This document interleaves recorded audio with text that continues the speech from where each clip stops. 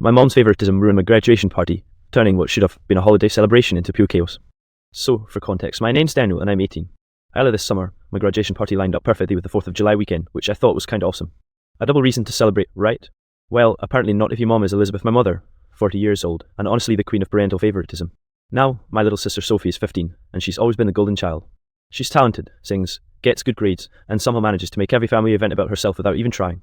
My older brother Mark, 22, and I have noticed it for years, but at this party, it was like mom wasn't even trying to hide it. The setup was supposed to be simple.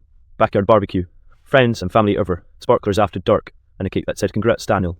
I was honestly just excited to see everyone. My dad divorced from my mom, but still close enough to come even help me set up chairs earlier that morning. The vibe was good until mom showed up with Sophie in this ridiculous red, white and blue sequin dress. Like Vegas showgirl vibes, not a casual backyard party. I tried to brush it off, but as soon as guests started arriving, it became clear what the night was turning into. Instead of introducing me as the graduate, mom kept going, "This is Sophie. She's been accepted into the regional choir. She's our little star." Guests would awkwardly smile and then say, "Oh, and congrats to you too, Daniel." At first, I just laughed it off and kept hanging with my friends. But when my Aunt Linda pulled me aside near the grill, she whispered, "Sweetie, I'm so sorry. Your mom's doing that thing again." I just shrugged, but inside, I was boiling. Breaking point of part one came when it was time for the cake.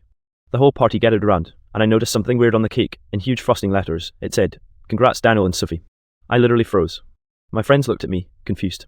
Sophie looked embarrassed but also low-key pleased. Mom clapped and went, "Well, I thought it would be nice to celebrate both of my kids tonight, isn't that sweet?" Mark muttered under his breath, "You've got to be hitting me," and I honestly wanted the ground to swallow me whole.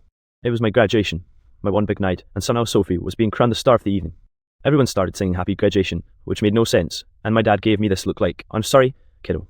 The worst part? Mom genuinely seemed confused why I wasn't thrilled. And that's when I realised this wasn't going to be just an awkward night. It was about to explode. I wish I could say I brushed it off, but nope. The second I blew out the candles, Sophie leaned over and whispered, "Don't be mad, I didn't even ask for this." Which honestly made me feel worse, because she didn't ask for it, Mom just did what she always does. Then came the toast. My uncle grabbed a beer and said something short and sweet about how proud he was of me heading off to college in the fall. Everyone clapped. But when Mom took her turn, disaster. She stood up in front of the whole backyard, raised her wine glass, and started. Tonight we're celebrating Daniel, of course, but I'd be remiss if I didn't mention how proud I am of Sophie too. She's only 15, but she's already accomplishing so much. Honestly, she reminds me of myself at that age.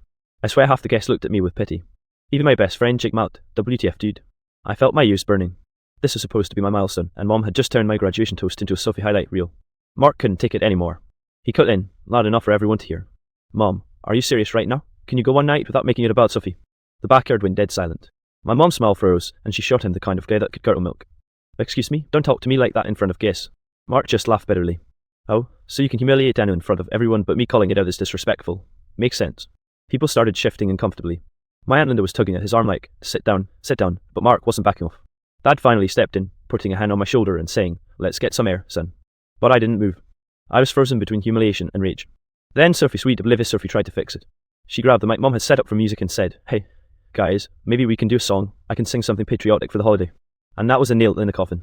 My mom clapped like she'd just been handed front row tickets to Broadway, shouting, "Yes, sing, Sophie. That'll make this night even more special." I snapped. "No, this isn't about you, Sophie. It's my graduation, my party, not your concert, not your audition, not your spotlight." The words came out sharper than I meant, and Sophie's face crumpled. She ran inside crying, which of course made Mom furious. She turned to me, eyes blazing, and hissed, "How dare you talk to your sister like that on her big night?" I just stared at her, stunned. "Her big night, it's mine, but thanks for proving my point, Mom." The whole backyard was silent again, except this time it wasn't awkward, it was tense, like everyone was waiting for someone to throw the first punch. And that's when Dad finally lost it. Dad had been trying to stay chill all night, mostly hanging near the grill and joking with my uncles. But when Mom spat out her big night instead of mine, I saw his jaw clench so hard I thought his teeth would crack.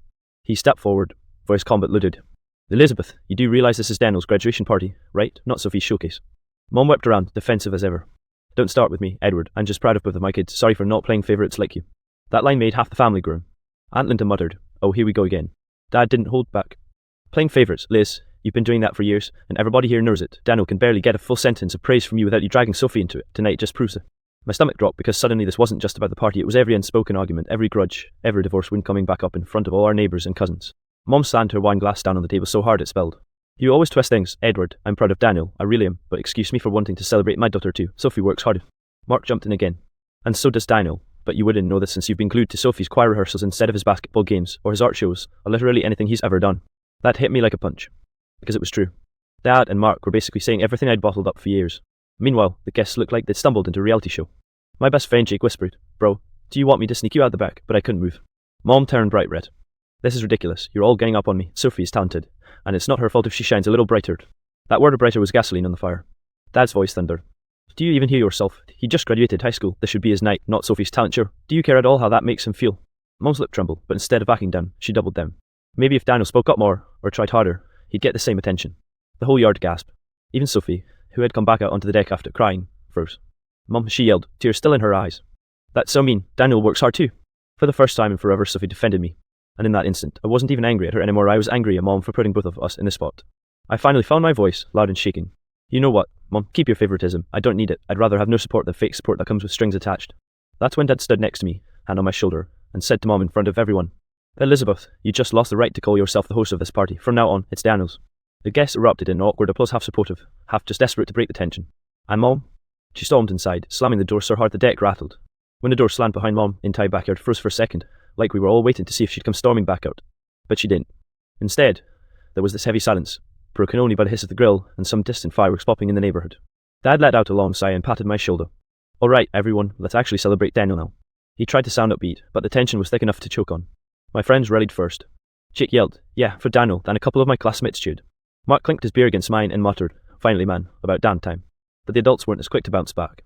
Aunt Linda was fussing around, whispering, I check on this, while my uncle just shook his head. Sophie stood awkwardly near the deck steps, looking like she wanted to sink into the floor. Her mascara was smudged, and she kept glancing between me and the door. I caught her eye. For the first time, I didn't see her as the golden child. She looked like a kid caught in a crossfire she never asked for. I softened my tone. Sophie, it's not your fault. You didn't do anything wrong.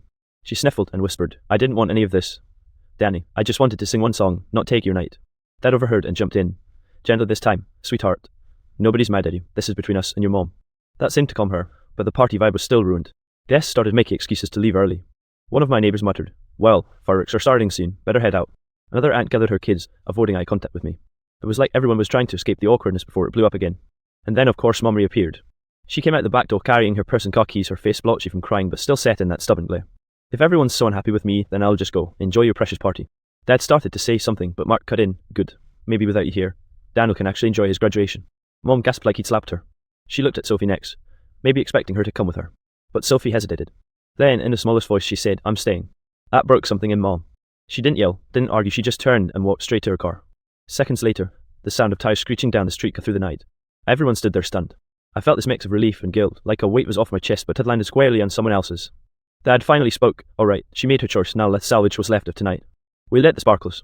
People tried to laugh, tried to smile for pictures, but the whole thing had a shadow hanging over it. My graduation party wasn't about me anymore, it had turned into a war zone, and the cracks in our family were out in the open for everyone to see. And the worst part? Deep down, I knew this wasn't over. Not by a long shot. The next morning, the aftermath hit like a tidal wave. Mom hadn't texted, called, or even left a note. She just disappeared. Sophie and I had breakfast quietly, the house eerily calm compared to the chaos of the night before. Dad tried to make conversation, but even he seemed unsure of what to say. By noon, my phone was buzzing non-stop with messages. Some were from friends checking if I was okay after witnessing the meltdown. Others were from relatives who wanted their take, usually in a gossiping tone that made my stomach twist. Aunt Linda sent me a long verse note, half apologising for Mom's behaviour, half scolding me for snapping at Sophie. Sophie, surprisingly, defended me more than ever. Danny, it's not your fault, she said, hugging me awkwardly. Mom overreacts. She always does. I don't want to fight with her either. I felt a lump in my throat. She was right, but it didn't erase the humiliation I'd endured. By afternoon, the neighbourhood rumour mill had kicked into high gear. Our next door neighbour waved at me as if we'd survived a war, saying, well, that party yexed, your mom went full drama queen, ha. Dad and Mark spent the afternoon cleaning up the yard, avoiding Mom's topic but also clearly simmering. I helped where I could, though most of my energy went into stewing over the fact that Mom had made it all about Sophie again. Then came the text from Mom. I'm sorry if I embarrassed anyone. I just wanted to celebrate both of my kids. Hope you can forgive me. I stared at my phone for a long time. Forgave her? This wasn't a minor slip-up. This was a recurring pattern that had just exploded publicly. Sophie nudged me, whispering, maybe we should reply. I typed carefully, it's not just about forgiveness, this is about respect. Please don't make my achievements secondary to anyone else's again. Mom read it, but didn't reply immediately.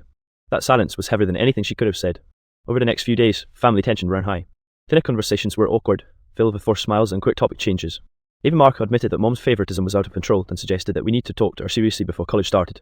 Sophie and I had a long talk alone in my room. I never wanted your night ruined, Danny, she said, tears glinting in her eyes. I just wanted one song, one small thing, but I'll never let her put you down again. I hugged her tight. Thanks, Sophie. I know you didn't mean it, and I get it. Mom's complicated. It wasn't perfect, but it felt like the first step toward healing. Dad came in later, giving us both a reassuring nod. We'll figure this out, together. Still, I knew the shadow of that party would linger. It wasn't just a holiday disaster, it was a wake-up call. My mom's favoritism wasn't a quirk anymore, it was a pattern that could hurt the people she claimed to love the most. And I wasn't going to stay silent anymore. A week after the party, we finally sat down as a family in the living room. Dad insisted we talk before I left for college, and honestly, I wasn't sure if I wanted to. The tension was thick, like walking through fog. You knew something was there, but it was hard to see the end. Mom arrived late, hair still slightly mussed from crying the night of the party, but her posture was rigid. She didn't meet my eyes. Sophie sat beside me on the couch, clutching her hands together like she was bracing for impact. Dad started. Elizabeth, this isn't easy for anyone. The party last week, it got out of hand. Mom nodded stiffly. I know, I cut in, my voice trembling but firm. Mom, you need to hear this. That night wasn't about me anymore. You made it about Sophie again, and it hurt. Not just a little, it hurt a lot. Sophie squeezed my hand for support, which made me realize I wasn't just speaking for myself. Mom's eyes filled with tears. I just get so proud, and I want everyone to celebrate her. I didn't mean to overshadow you, Danny, I swear. I let out a shaky breath. It feels like it's always her first. You praise her for everything, grades, choir, even little things she does around the house. Me, I barely get a word of encouragement without being compared. Mark, who had been sitting quietly in the corner, leaned forward. Mom, we've been noticing this for years. It's like Sophie's achievements are always the gold standard. It's not fair to Daniel, and honestly, it's not fair to Sophie either. Mom blinked, visibly struggling with the weight of the truth. I didn't realize how much I was hurting both of you. Dad spoke again, gentler this time. Liz, love is not measured by who shines brighter. You can be proud of both kids without one's success diminishing the other. That's what we need to learn. There was a long pause. I wanted to feel anger, resentment, maybe even revenge, but instead I felt relief. Mom's voice came quietly, almost a whisper. I'll try, I promised. I don't want my favoritism to ruin our family. I see now how much pain I've caused. Sophie smiled through her tears. Me too, Mom. Just let's make sure Danny gets his moments too. We can celebrate together, not compete. Mom nodded, finally meeting my eyes. It was small, but it was a start to real connection, not a performance for the guests or the neighbours. Dev reached over and placed a hand on each of our shoulders. We'll get through this together. Let's focus on the future. College, sports, choir, birthdays, parties, we can celebrate all of it, but let's do it right. I felt a weight lift off my chest. It wouldn't be perfect overnight, but for the first time, I believed we could rebuild some trust. Mom didn't solve everything in one afternoon, but she admitted the problem. Sophie and I had each other's back. And for the first time in a long time, I felt like my achievements actually mattered. This wasn't just a resolution, it was a beginning. By the time I left for college a few days later, things had shifted. Tension in the house was still there like a quiet thumb, but it no longer felt suffocating. Mom had started making small gestures, asking about my college packing, asking Sophie about choir practice, without instantly comparing the two of us. It wasn't perfect, but it was progress.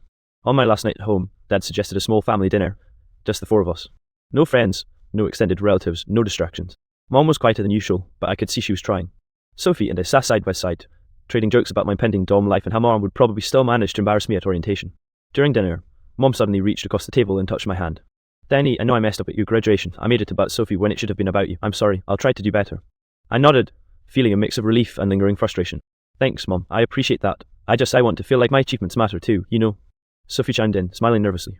Yeah, and I don't want to be the reason Danny feels less important. I'll help too, Mom. Mom smiled, small but genuine, and it felt different than any of her forced praises at past events. It was real, grounded.